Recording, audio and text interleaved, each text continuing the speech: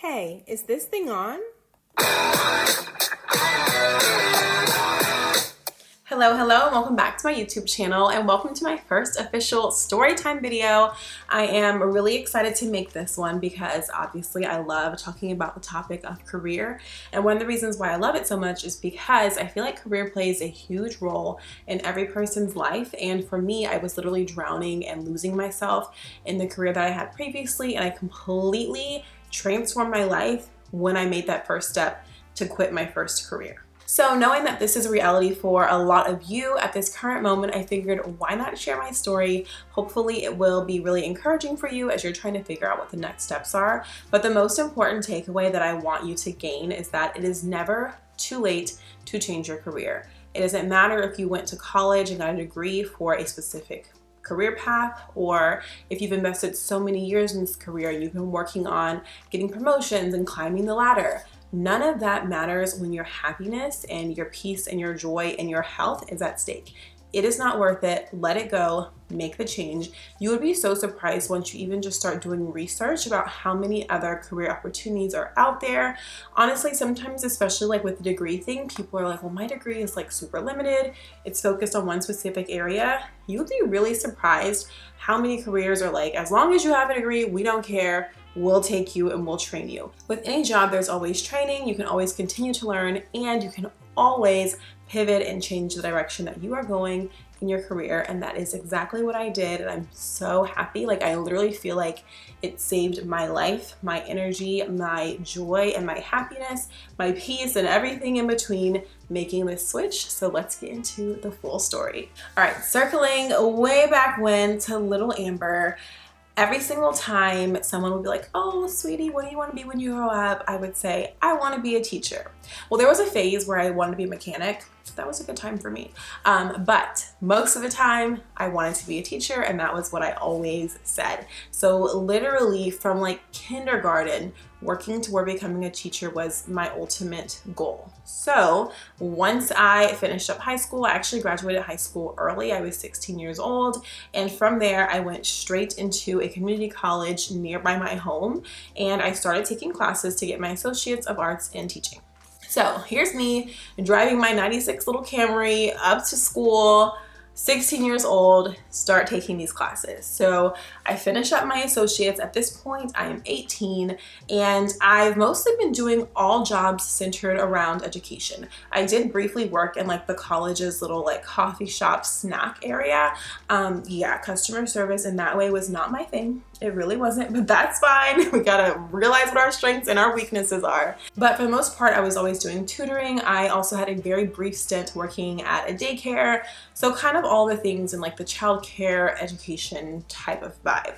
And then at that point, I ended up transferring to a larger university here in Houston, the University of Houston, to finish up getting my bachelor's degree in education. Well, technically my bachelor's degree was in interdisciplinary studies, which is a hodgepodge of things, but one of the things you can do with that is become a teacher. So at 20 years old, finished my bachelor's degree, passed my test to become a teacher immediately. At that time, there were only 2 that you had to take. So I took my content area, which was generalist 4th through 8th grade, all core subjects.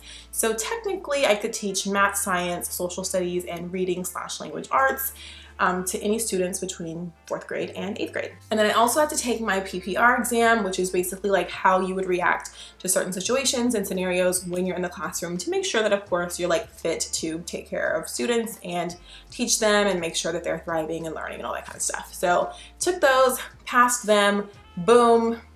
I think, did I even turn 21? So my birthday's in July. I finished school in May, yeah, so the school year started in August. So I was literally fresh, 21 years old, and I had my first teaching job teaching 6th grade science. And I actually taught at the school where I went to middle school. So I was like, it's a full circle moment. It's gonna be so great and so wonderful. Lies, it was all lies. So as you can imagine, I am basically a child. And I'm thrown into this classroom, and the school that I worked at was a Title I school, which has a lot of different connotations, but basically it means that most of the students who attend that school are of a lower socioeconomic status, and so they'll have things like maybe free or reduced lunch, extra teachers, extra supports, resources, and things like that to make sure that they can be successful. Along with that, sometimes, unfortunately, there does come a lot of behavioral issues, which is a whole separate tangent because I don't believe that there are bad kids. I believe that students learn bad behaviors and it starts in the home. We're not going to go down that road. So as someone who had basically no clue what I was doing, I just imagined that I would be like Miss Frizzle and walk in the classroom and everything would be fantastic and wonderful every single day.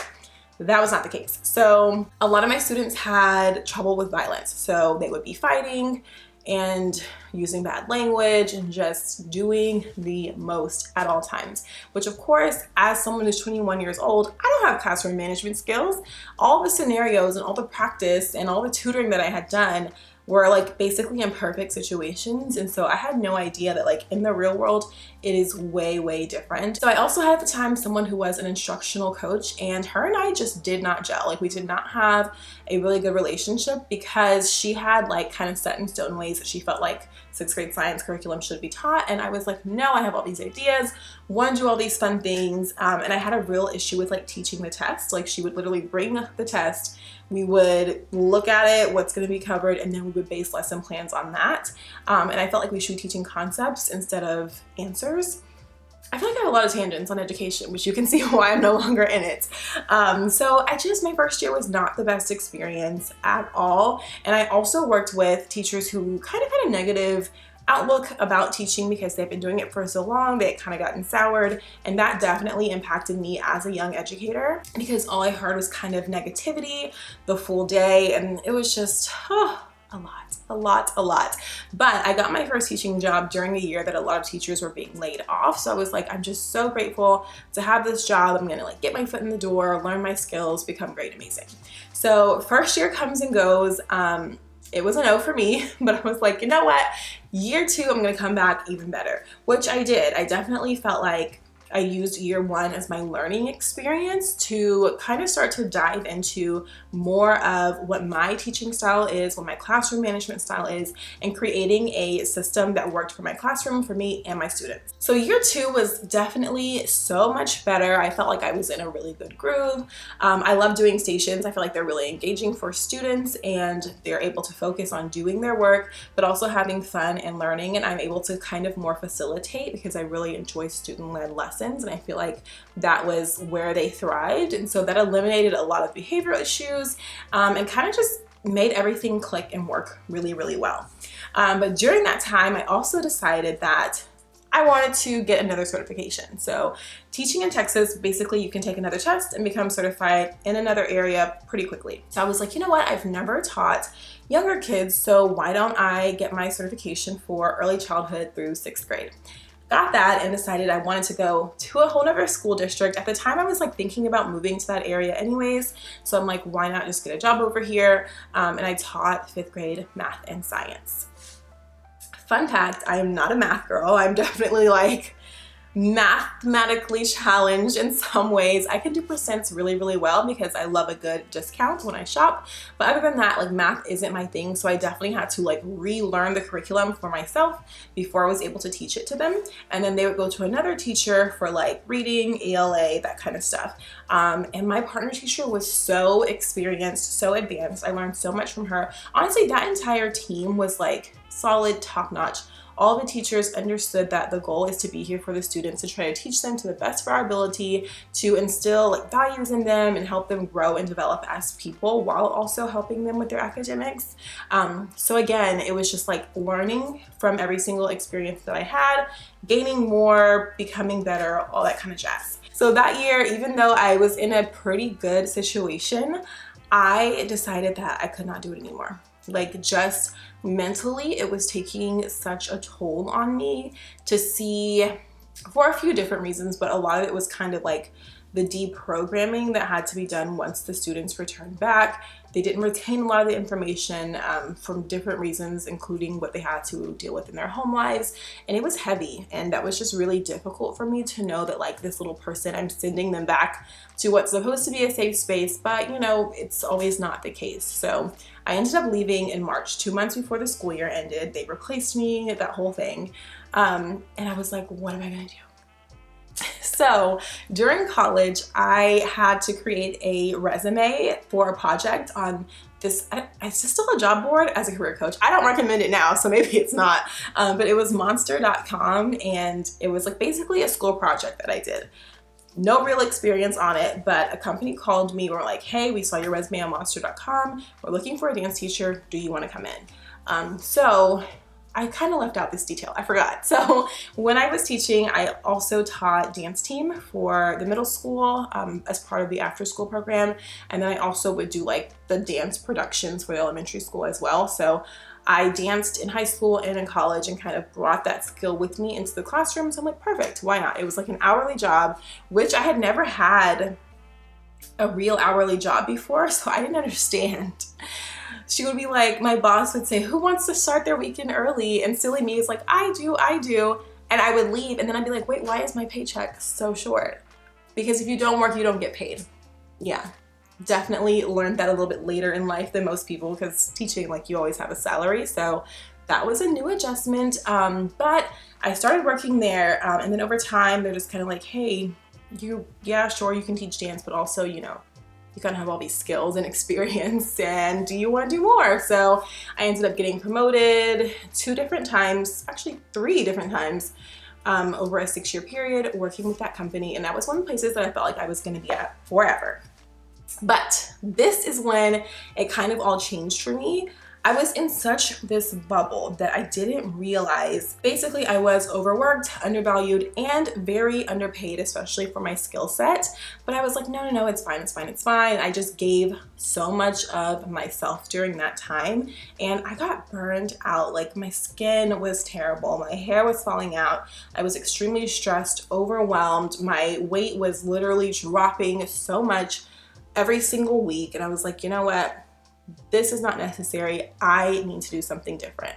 Also, like, in between this, I ended up getting married. So I had a lot more flexibility financially, which was nice. So I knew like I could kind of take a risk and not have to worry as much. So that's what I did. I was like, you know what, we're done. I kind of felt like this connection still to the dance world. And so I ended up applying for a full-time dance teaching position. My portfolio was so good, like 10 out of 10. If you want to be a teacher, make a portfolio. It always like seals the deal for sure. So I got the job and I started teaching dance. I loved so many pieces of that job. But again, it's still education. So like, what I learned about myself is I really need like flexibility and freedom to kind of go and do what I need to do throughout the day. So being in the classroom from 7:20 to like 3:50 every single day was definitely challenging. Like, you don't really have time to go to the restroom. You don't really have time to eat. It's just like constant focus on the kids. And then in the meantime, I also developed allergy-induced vertigo, which I did not know was a thing. But when the school that I worked at was definitely older and not probably as clean as it should be, so dust mites were a huge issue, and I would literally get so sick where I had to like have the kids push the emergency button. I would go to a nurse. It was this whole thing. So I was already kind of like, you know, this isn't the best situation for my health, but I came back for another year because those types of jobs like dance, PE, health, it's like once you get there, you kind of want to stay there in the teaching world. Like, it's a coasting-ish kind of job in certain ways because you've done it so many times and you just get in a really good flow, and curriculum doesn't change as much, so it can be pretty comfortable. So I'm like, all right, let me do it again for another year. And when we would have like different fairs and stuff at the school, these colleges would come by and set up tables like, get your master's in education, blah, blah, blah. So again, pretty close-minded. I was just thinking like the only option if you get your master's in education is to become a principal. I knew I did not want to become a principal, so I was like, no, I'm not going to do that. Then the pandemic came. So at this point, the world shut down. We had no clue what was going on, and I ended up moving. We bought our house like in another city, like basically a suburb of Houston. So getting to work would take me like 90 minutes, and then it was like, what's this pandemic situation? It was a lot. So during the pandemic, I ended up teaching kind of virtually, dance lesson like in my backyard. And at the same time, I was like, you know what? Why don't I just explore different options for going back to school? I have the time, I'm home, why not? So then I ended up going back and getting my master's, but I'm like, let me get something where I can kind of go multiple directions, which eventually led me to coaching. And I'm so glad that that's a decision that I made. So after the pandemic, I chose not to go back that year, but I did need to finish up school. So I'm like, let me go with what I know, something super simple and easy. I worked at a school 10 minutes down the road from my house, taught 6th grade science. We know 6th grade science, like back and forth. This is what I do. And that was a great year. That was my last year of teaching, and I'm kind of glad that it was because it was such a great group of students. They were so sweet and so funny, and just, I really, really enjoyed them, and I had fun teaching. Like, knowing that like I'm out the door for some reason made it really fun for me. I could just enjoy it, and I also every year I always got like distinguished across the board. So I became very, very strong in all areas of teaching, and I felt like, you know what, I've done all I can do here. It's time to move on. So coaching was like a little shiny thing in the back of my mind because at this point I had started working for Blush, started doing life coaching on the side, but I never thought it was something I could do full time, even though I loved it. So I'm like, you know what, let me go ahead and go for an educational leadership kind of nonprofit position. I always felt like this is my dream job in education. If I get it, like, all will be well. So I had a full-time coaching opportunity actually for the company that I work for now, but I declined. Well, I didn't have an offer.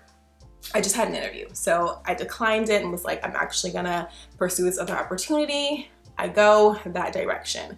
And I think, again, that was a really great choice because it solidified for me, like, girl, we gonna have to let education be where it is and just leave it there. Like, you have given what you can give, but that's like not where you're at this point in your life, and that's not where you are going. So I was like, hey, I know we spoke like a year ago. If the position is still open, like, let's talk. Basically, it was not open. So I was just trying to like figure out what to do during that point. I stayed at my current job, and then the position opened up.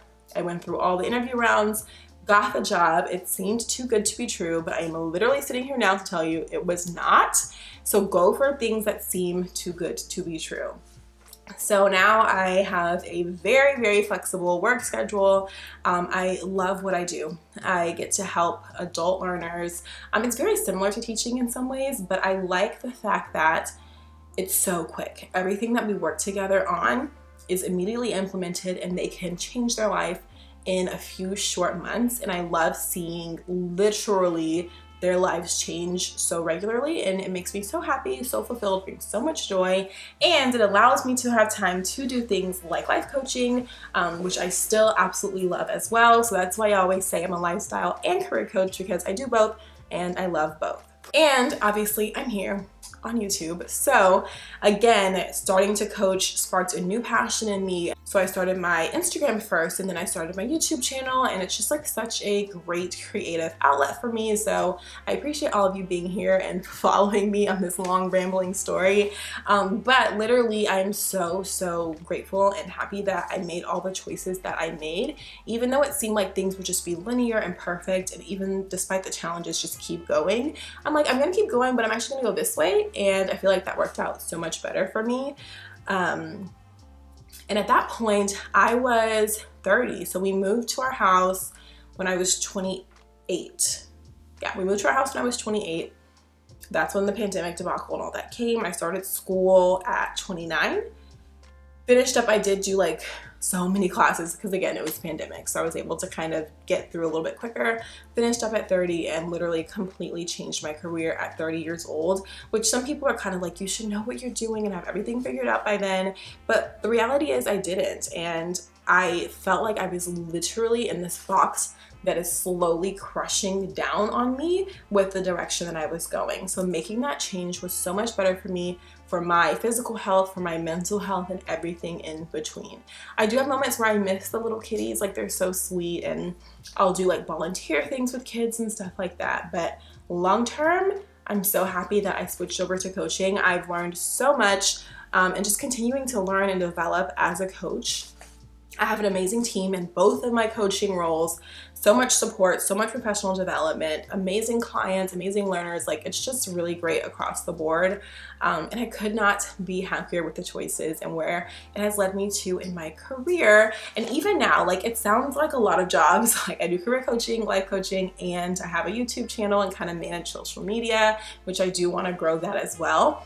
But I literally work so much less now than I worked as a teacher because of the freedom and the flexibility. And I feel like my work is good. Like, today when I closed my laptop, I'm like, yeah, it was fire. Like, I gave 10 out of 10 and it was amazing. Everything worked out super well. And then after that, I had time to go run errands, take care of things for myself, prep dinner. And now I'm filming and I still have great energy and I'm just like excited about the rest of the evening. I'm not worn down and exhausted and tired and just over it all. So I say all of this to say, it is possible to make a change. It's possible to make a change even if you are older in life and even if you have been going one direction in your career this entire time. It's never too late. Go after what you want. Find a career that truly fulfills you. And if you're like, girl, I don't know where to start. Hi, I'm here. I'm a career coach. So definitely check out my offerings with Blush. My website's going to be linked in the description box below. And so there's an option like under one of the tabs to work with me if you're interested in how to set that up. And I would love to kind of help you on your career journey and navigating that. Also, if you're like, I don't know if I need to sign up for like a full career coach, you got the comment section, YouTube, it is free. Let me know what's going on in your life and I'm so happy to give you advice in the comment section and definitely help you out. So it's just so like freeing. I don't feel weighed down, exhausted, overwhelmed, overworked, or burned out anymore. Also, like leaving education, I mean, it wasn't like a huge pay raise because I do still work for a nonprofit, but like it benefited me financially as well and allowed me to have time to do things like YouTube, which will also benefit me financially in the future. So just making those small changes makes a huge difference and you never know how your life can change forever. So I hope this was an inspiring story time for you. Thanks so much for just listening and caring about how I got to this point. And thank you for following along to see where else I'm going to go. I will see you all in the next video. Please like, comment, and subscribe, and follow me on Instagram at Affirmations with Amber.